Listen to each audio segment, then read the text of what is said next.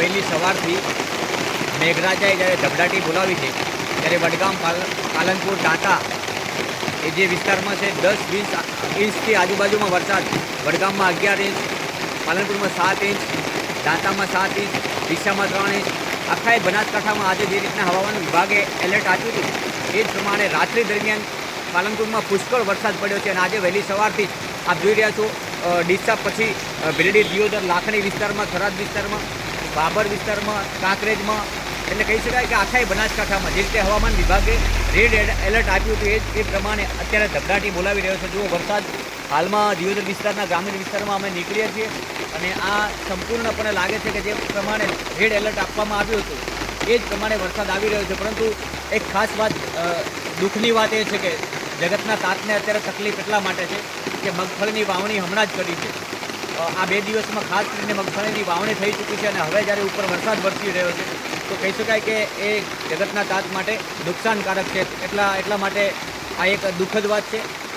આપણે બધા પાણી અને વરસાદ જોઈને જ્યારે રાજી થતા હોઈએ છીએ, પરંતુ ક્યાંક ને ક્યાંક જગતના તાતની વાત આવે ત્યારે દુઃખની લાગણી અનુભવતા હોય છે. કારણ કે હાલમાં જ્યારે મગફળીની વાવણી કરવામાં આવી છે ને ત્યારબાદ આ વરસાદ બીજા દિવસે ખાબક્યો છે, એટલે કહી શકાય કે જે પ્રમાણે ગઈકાલે કોઈએ વાવણી કરી હોય, પરમ દિવસે કરી હોય તો હજુ એના જે ફણગા જે ફૂટ્યા ન હોય, એટલે વરસાદ ઉપર પડે તો એ પાણીથી દબાઈ જાય માટીથી, એટલે મગફળીમાં ક્યાંક ને ક્યાંક નુકસાન ખેડૂતોને ભોગવવાનો વારો આવી શકે છે.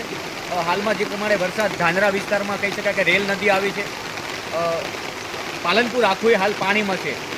7 થી 8 ઇંચ જેટલો વરસાદ છે. તમામ નીચાણવાળા જે વિસ્તારોમાં પાણી ભરાયા છે.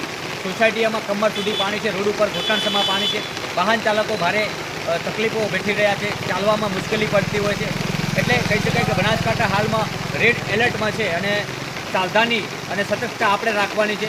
કોઈ નીચાણવાળા વિસ્તારમાં જવું ના જોઈએ.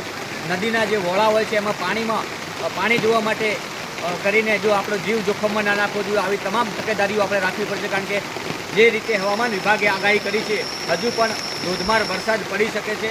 અને મને લાગે છે કે જે રીતે કાઠિયાવાડમાં, દક્ષિણ ભારતમાં જે રીતના વરસાદ, દક્ષિણ ગુજરાતમાં જે રીતના વરસાદ ખાબક્યો છે, તો હવે ઉત્તર ગુજરાતનો વારો એટલે કે બનાસકાંઠામાં રેડ એલર્ટ આપ્યું હતું એ જ રીતના વરસાદ આવી રહ્યો છે. તો આપણે પણ સતર્કતાના ભાગરૂપે આપણે આપણી સાચવણી કરવી જોઈએ. ક્યાંય નીચાણવાળા વિસ્તારમાં ના જવું જોઈએ. પાણી ઊંડું હોય તો ત્યાં પાણી જોવા માટે કરીને ન જવું જોઈએ. આપણા જીવનું જોખમ સર્જાય તેવી પરિસ્થિતિ અત્યારે છે, એટલા માટે આપણા જીવનું જોખમ ઊભું કરી અને આપણે એવી કોઈ સેલ્ફી લેવા માટે પણ ના જવું જોઈએ. આ મારી બનાસકાંઠાના માધ્યમથી આપને અપીલ છે. સમગ્ર બનાસકાંઠામાં હાલમાં સાર્વત્રિક વરસાદ વરસી રહ્યો છે, જેથી કરીને આગામી સમયમાં મને લાગે છે કે ઉપરવાસમાં વધુ વરસાદ છે, રાજસ્થાનમાં, માઉન્ટમાં, ત્યારે આપણી બનાસ નદીમાં પણ વધુ પાણી આવવાની શક્યતાઓ છે. ઉપરવાસમાં ભારે વરસાદની આગાહીને લઈને તમામ જે વહીવટી વિભાગે તમામ જગ્યાએ એલર્ટ આપી દીધું હતું. હાલમાં જે પ્રકારે પાલનપુર, ડીસામાં ધોધમાર વરસાદ પડી રહ્યો છે ત્યારે ક્યાંક કેટલીક શાળાઓમાં પણ રજા આપી દેવામાં આવી છે.